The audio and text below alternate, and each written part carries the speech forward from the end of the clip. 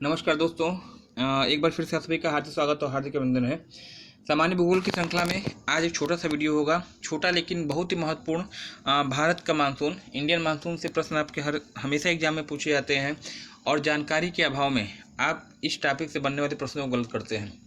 आगे बढ़ने से पहले अगर आप चैनल पर पहली बार आए हैं, चैनल को सब्सक्राइब करके बेल आइकन को प्रेस कर दीजिएगा, क्योंकि ऐसे ही नॉलेजफुल वीडियो मैं आपको प्रोवाइड करता रहता हूँ। आइए शुभारंभ करते हैं। प्रश्न संख्या 1 की अगर बात करिएगा तो यहाँ पे आपका दिया गया है मानसून। मानसून शब्द की उत्पत्ति किस भाषा से हुई है? मानसून शब्द की उत्पत्ति किस भाषा से हुई है? ऑप्शन ए आपका अरबी भाषा है, ऑप्शन बी स्पेनी भाषा है, सी आपका ग्रीक भाषा है या फिर आंग्ल भाषा है।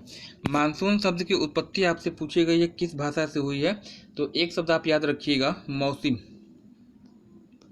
मौसिम है ना। मौसिम की बात करिए तो ये जो है एक अरबी भाषा का शब्द है और इस मौसिम शब्द का जो अर्थ होता है, ऋतुओं के अनुसार हवाओं की दिशाओं का परिवर्तन होता है ना। ग्रीष्म ऋतु में हवाओं की दिशा कुछ दूसरी होती है, शीत ऋतु में जो है वह हवाओं की दिशा कुछ अलग होती है। तो अरबी भाषा के शब्द से इसकी उत्पत्ति हुई है। जो प्रश्न में जो आपसे पूछा गया था कि मानसून शब्द की उत्पत्ति किस भाषा के शब्द से हुई है, आपने बताया अरबी भाषा। अगर पर्टिकुलर वर्ड पूछा जाए कौन सा है, तो मौसम शब्द है ना। ग्रीक भाषा की बात करिएगा। ग्रीक एक देश पड़ता है, यूरोपीय महाद्वीप का एक देश है ग्रीक, जिसे आरंभ में आप क्या कहते थे, यूनान के नाम से जानते थे।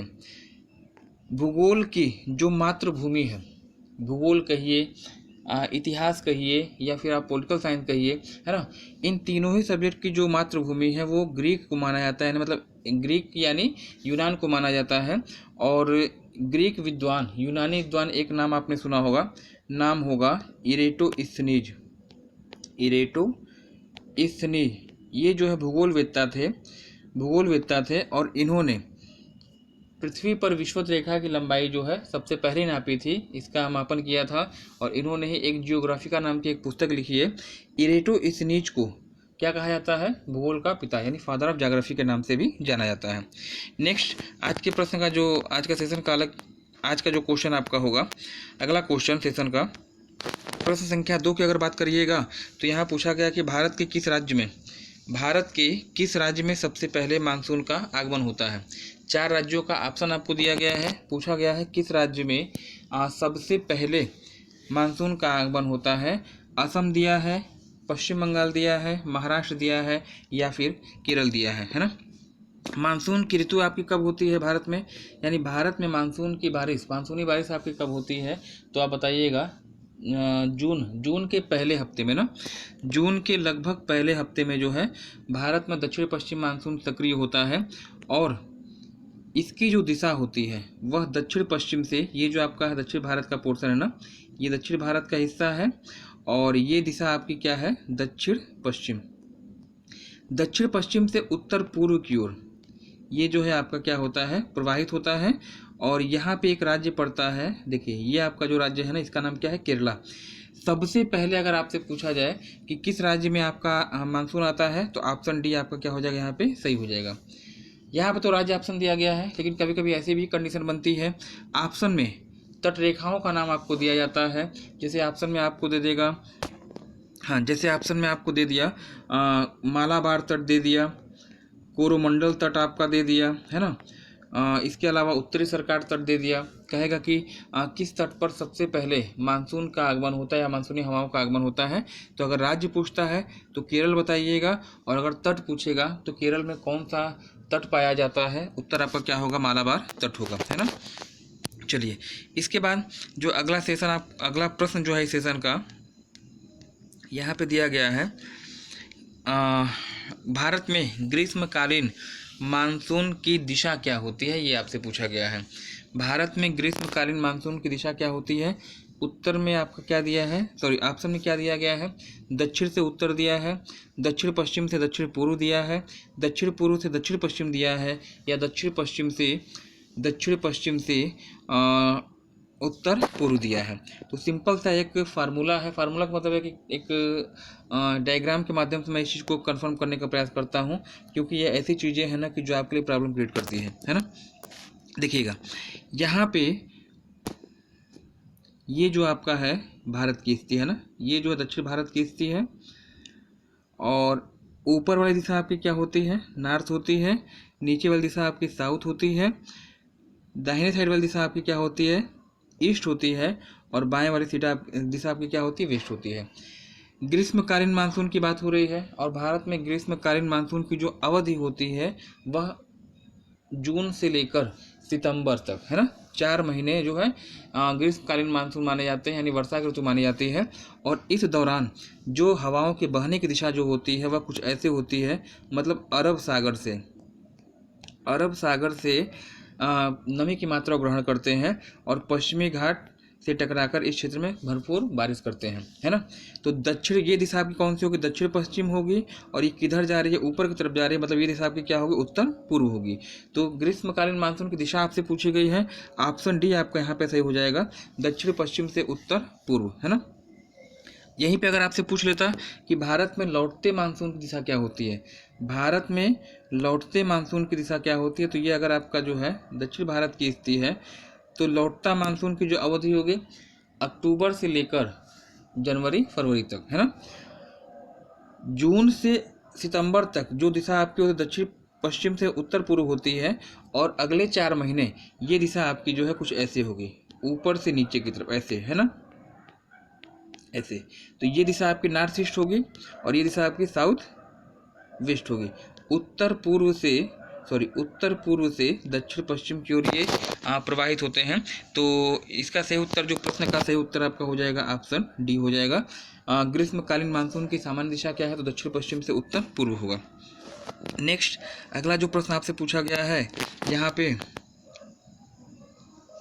निम्नलिखित में से कौन सा सबसे सूखा स्थल है या सूखा स्थान है। ऑप्शन दिया है मुंबई, बी दिया है दिल्ली, सी दिया है बंगलोर, या फिर दिया है लेह, है ना। सबसे सूखा स्थल की बात की गई, सबसे कम बारिश अगर आपसे पूछी जाए कहाँ पे होती है, तो लद्दाख की राजधानी लेह में होती है। तो यह ऑप्शन डी यहाँ पे जो है सही हो जाना चाहिए। अगर आपसे पूछा जाए सबसे अधिक बारिश कहाँ पे होती है, मासिन राम। भारत में सर्वाधिक वर्षा वाला स्थान क्या है, मासिन राम है, जो मेघालय में पड़ता है। सबसे कम बारिश अभी हमने बताया था लेह है, लद्दाख की राजधानी। उत्तर प्रदेश में सबसे अधिक बारिश अगर आपसे पूछी जाए, उत्तर आपका क्या होगा, गोरखपुर, है ना। और सबसे कम बारिश अगर यूपी में पूछी जाती है तो मथुरा। तो ये 4 प्लेसेस का नाम आपको ध्यान रखना होगा। मासिन राम सर्वाधिक बारिश भारत में, लेह सबसे कम बारिश भारत में, और गोरखपुर सर्वाधिक वर्षा आपकी होती है उत्तर प्रदेश में, और मथुरा में सबसे कम बारिश आपकी होती है। नेक्स्ट, अगला प्रश्न जो आपके लिए दिया गया है यहाँ पे दिया गया है कि भारत के किस भाग में सर्वाधिक दैनिक तापांतर पाया जाता है। दैनिक तापांतर का मतलब क्या, दिन और रात के तापमान में सबसे अधिक अंतर जो है वह निम्नलिखित में से किस क्षेत्र में पाया जाएगा, वो आपसे पूछा गया है। दिन का तापमान अगर 50 डिग्री हो तो रात का तापमान जो है वह 4 डिग्री या 5 डिग्री होगा। मतलब दिन अत्यधिक गर्म होते हैं और रात जो है अत्यधिक ठंडी होती हैं। किस भाग में ऐसा होगा ये आपको बताना है। ऑप्शन क्या दिया गया है, पूर्वी तटीय मैदान दिया है, छत्तीसगढ़ मैदान दिया है, अंडमान द्वीप आपका दिया है, और साथ ही साथ जो है राजस्थान के मरुस्थलीय क्षेत्र है ना। मरुस्थलीय क्षेत्रों की विशेषता है, मरुस्थलीय क्षेत्र कहीं के भी हो, चाहे राजस्थान के हो, चाहे अटकामा डेजर्ट हो, चाहे आपका सहारा डेजर्ट हो, बालू की एक विशेषता होती है कि ये जितनी जल्दी गर्म होते हैं उतने ही जल्दी क्या होते हैं, ठंडे भी होते हैं, है ना। राजस्थान का जो क्षेत्र है मरुस्थलीय भाग है। दिन के समय चूंकि क्या होता है, कर्क रेखा यहाँ से गुजरती है और कर्क रेखा पे किरणें क्या होती हैं, 21 जून के दिन लंबवत होती है। मरुस्थलीय क्षेत्र में किरणों के लंबवत होने के कारण इस भाग में दिन का तापमान क्या हो जाता है, लगभग मान के चलिएगा 50 डिग्री सेंटीग्रेड। और जैसे ही 12 घंटे के बाद यहाँ पे दिन की अवस्था रात की अवस्था आती है, मैंने पहले ही आपको बताया कि बालू के कण जितने जल्दी गर्म होंगे उतने ही जल्दी क्या होंगे, ठंडे भी होंगे। जैसे ही दिन में यहाँ गर्मी आपका ज़्यादा होती है, जैसे शाम का समय आता है, रात्रि का समय आता है, यहाँ तापमान घट के सीधे क्या हो जाता है, 10 हो जाता है ना। यानी दिन अत्यधिक गर्म होते हैं और रात्रि क्या होते हैं, अत्यधिक मतलब ठंडी होती है। पूछा यही गया था कि दैनिक तापांतर कहाँ अधिक पाया जाएगा, पूर्वी तटीय प्रदेश नहीं होगा क्योंकि यहाँ समुद्र का विषमकारी प्रभाव पड़ेगा। छत्तीसगढ़ का मैदान ये भी आपका नहीं होगा। अंडमान द्वीप समूह में समुद्रकारी प्रभाव आपका रहेगा। सही ऑप्शन क्या हो जाएगा यहाँ पे, राजस्थान का मरुस्थलीय क्षेत्र, जहाँ पर दैनिक तापांतर क्या होता है, वह अधिक होता है। अगला प्रश्न जो आपसे पूछा गया है, निम्नलिखित में से किस राज्य में लौटते हुए मानसून से बारिश होती है। किस राज्य में लौटते हुए मानसून से बारिश होती है? क्या यह गुजरात है, क्या यह उत्तर प्रदेश है, क्या यह गोवा है, और क्या यह तमिलनाडु है? लौटता मानसून कह लीजिएगा, है ना, लौटता मानसून कह लीजिएगा, या इसी को आप कह सकते हैं क्या, उत्तर पूर्वी मानसून। उत्तर पूर्वी मानसून मतलब दिशा क्या होगी, इधर से इधर चलेगा ना। जो राज्य पूर्वी तट पर होगा, मतलब बंगाल की खाड़ी को टच करेगा, जैसे आपका वेस्ट बंगाल हो गया, जैसे आपका उड़ीसा हो गया, जैसे आपका आंध्र प्रदेश हो गया, और जैसे आपका तमिलनाडु हो गया। पूर्वी तटीय राज्यों में जो है लौटते मानसून का हल्का सा प्रभाव, हल्का मतलब अच्छा खासा प्रभाव होता है ना। पश्चिमी जो राज्य हैं वहाँ पर पूर्वी मतलब लौटते मानसून का प्रभाव नहीं होता है। ठीक, गुजरात क्या है, पश्चिमी तट पर है, मतलब गुजरात का ऑप्शन यहाँ पे रांग होगा। उत्तर प्रदेश मध्यवर्ती भाग में है, ये भी आपका उत्तर क्या होगा, रांग होगा। गोवा आपका पश्चिमी तट पर स्थित है, यह भी उत्तर क्या होगा, आपका रांग होगा। ठीक है, तमिलनाडु की अगर बात करिएगा, तमिलनाडु कुछ ऐसे आपका पड़ता है ना, ये आपका तमिलनाडु है। जो लौटता हुआ मानसून है या उत्तर पूर्वी मानसून है, जब इस बंगाल की खाड़ी से नमी की मात्रा को ऑब्जर्व करता है और सीधे यहाँ कोरोमंडल तट पर टकरा के क्या करता है, घनघोर बारिश करता है। तो प्रश्न के अनुसार यहाँ पे जो सही उत्तर आपका हो जाना चाहिए, लौटते मानसून से किस राज्य में सर्वाधिक बारिश होती है, ऑप्शन डी क्या होगा, तमिलनाडु होगा, है ना। इंपॉर्टेंट क्वेश्चन है, याद रखिएगा। नेक्स्ट अगला प्रश्न जो आपके लिए यहाँ पूछा गया है, मैंगो सावर का संबंध किस राज्य से है। मैंगो सावर क्या है, आम की बौछार? नहीं, ऐसा नहीं है।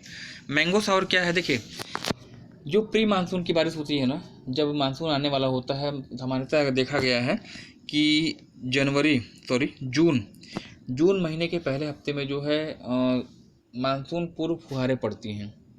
सॉरी, जून महीने के पहले हफ्ते में मानसून आपका सक्रिय होता है। इससे पहले अप्रैल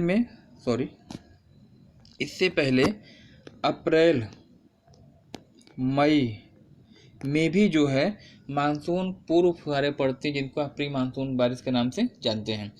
और यह प्री मानसून बारिश विभिन्न भागों में होती है, और हर भाग में, हर राज्य में नाम क्या है इसका अलग अलग है। फिलहाल यहाँ पे जो चर्चा हो रही है वह मैंगो सावर की हो रही है कि मैंगो सावर क्या है।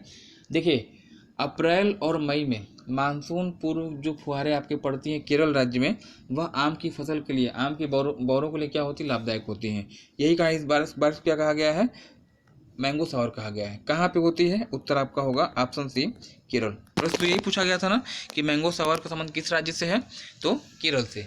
मैंगो सावर है क्या, तो बता दीजिएगा, अप्रैल और मई के महीने में मानसून पूर्व यानी मानसून के आने के पहले जो बारिश होती है उसे मैंगो सावर कहते हैं, है ना। ये तो मैंगो सावर की बात हो गई। एक चीज़ याद रखिएगा, यही मानसून पूर्व फुहारे जो हैं कर्नाटक में काफ़ी की खेती के लिए उपयोगी होती है, और इसको आप क्या कहते हैं, चेरी ब्लॉसम, है ना, चेरी ब्लॉसम कहा गया है, या इसी को काफ़ी वर्षा भी कहा गया है।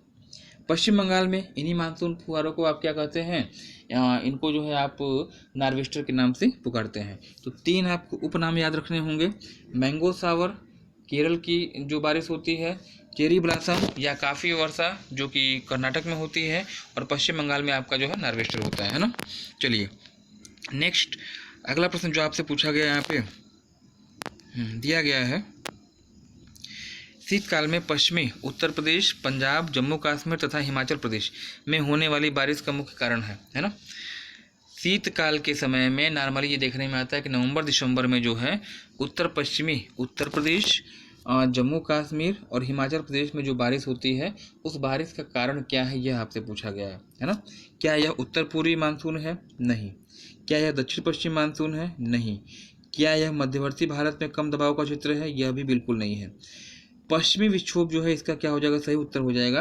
प्रायः देखने में आता है कि जम्मू कश्मीर हो गया, लद्दाख हो गया, हिमाचल प्रदेश हो गया, उत्तराखंड हो गया और पश्चिमी उत्तर प्रदेश हो गया, नवंबर, दिसंबर, जनवरी और फरवरी में बारिश होती है, हल्की फुहारें पड़ती हैं। यह बारिश बर्फ़ के रूप में जम्मू कश्मीर, लद्दाख में होती है ना, और उत्तर प्रदेश में बूंदों के रूप में होती है। इसका कारण क्या है? वेस्टर्न डिजास्टर है या पश्चिमी विक्षोभ है, ये आपको याद रखना होगा। नेक्स्ट अगला प्रश्न जो आपके लिए पूछा गया है, भारत में सर्वाधिक बारिश की प्राप्ति होती है ना, सर्वाधिक बारिश की प्राप्ति होती है उत्तर पूर्वी मानसून से, पश्चिमी विक्षोभ से, दक्षिण पूर्वी मानसून से या दक्षिण पश्चिम मानसून से।